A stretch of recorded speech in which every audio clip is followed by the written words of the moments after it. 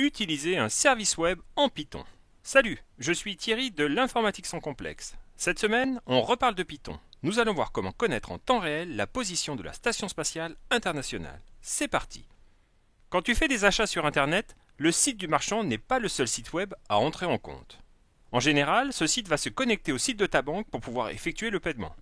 Et souvent, il va se connecter au site du livreur pour pouvoir lancer la livraison du colis. Un service web, c'est un site web technique qui va te permettre soit de récupérer des informations, soit de déclencher des actions. Dans cette vidéo, nous allons voir comment utiliser un service web en Python. Mais avant, n'oublie pas de t'abonner et d'activer les notifications pour ne rater aucune vidéo. Et clique sur le pouce pour m'encourager. Un service web va donc nous permettre d'utiliser des services externes. On va pouvoir par exemple consulter des données comme des données géographiques. On peut par exemple retrouver le nom d'une ville en fonction de son code postal. On peut aussi avoir les données de la bourse quasi en temps réel. Et ton téléphone, c'est ainsi qu'il affiche l'icône de la météo sur la page d'accueil. C'est aussi comme ça que tu peux suivre ton colis quand tu fais une commande que tu as payée avec un service web et dont la livraison a sans doute été lancée par un autre service web. Pour échanger des données entre programmes, il est nécessaire de s'accorder sur un format. Le format XML est un format très connu et très répandu. Il est cependant de plus en plus remplacé par du JSON, qui est plus simple à utiliser dans un programme. Souviens-toi, les dictionnaires en Python, c'est quasi comme du JSON, c'est en fait des dictionnaires de dictionnaires. Pour interroger un service web, on va utiliser une URL comme l'URL que tu tapes pour aller sur Internet. La requête se fera via HTTP ou HTTPS et souvent on ajoutera une clé d'API pour savoir qui utilise cette API. Si la requête se fait via une méthode GET, alors les arguments seront dans l'URL. S'il y a trop d'arguments ou trop de données à envoyer, alors souvent on utilisera une méthode POST. Mais voyons cela avec un exemple, nous allons voir comment récupérer en quasi temps réel la position de la Station spatiale internationale. Pour cela, nous allons utiliser un site api.opennotify.org qui nous permet d'interroger, quand on le veut, les données sur la Station spatiale. Pour obtenir en temps réel la position de la Station spatiale internationale, on va donc utiliser le site opennotify.org. Je vous ai mis le lien dans la description de cette vidéo, bien entendu. Donc ici, par exemple, on s'aperçoit que iss-no.json, c'est la façon la plus simple d'obtenir en temps réel la position de la station.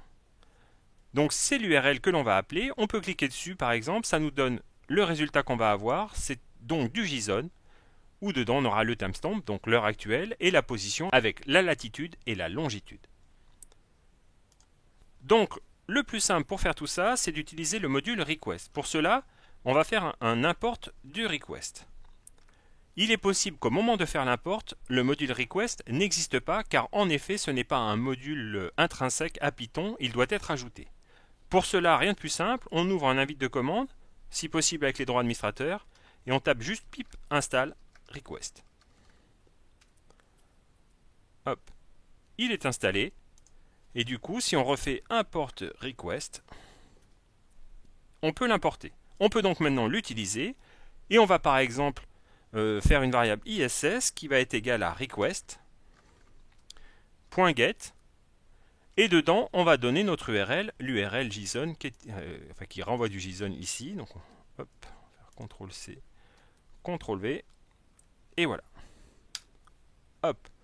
Maintenant, dans ISS, si on l'affiche, on a bien une réponse 200, mais il faut aller à l'intérieur pour obtenir les données. Donc, si on fait iss.content, par exemple, on a le contenu de notre requête, mais sous forme brute. Et le plus simple là, c'est d'utiliser iss.json, c'est une fonction qui va nous renvoyer du JSON. Du coup, si on fait iss-json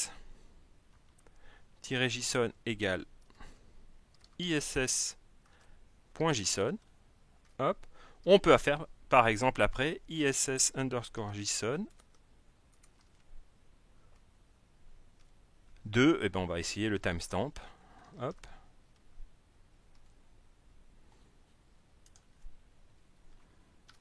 et on l'obtient. Et la position, il va falloir faire deux tableaux imbriqués, c'est-à-dire qu'il va falloir faire de ISS position et de latitude par exemple. Hop. Et là, on obtient bien la latitude courante de la Station spatiale internationale. On peut donc périodiquement appeler cette fonction get de request avec l'URL ISS Now, on obtient donc en temps réel la position de la station et on peut imaginer qu'on utilise ces coordonnées pour redessiner sur une carte le trajet de la station et ainsi savoir en temps réel où elle se trouve. Voilà, tu en sais un peu plus sur les services web avec Python. N'hésite pas à partager et à poser tes questions dans les commentaires. A très vite pour une nouvelle vidéo sur une question informatique en moins de 3 minutes.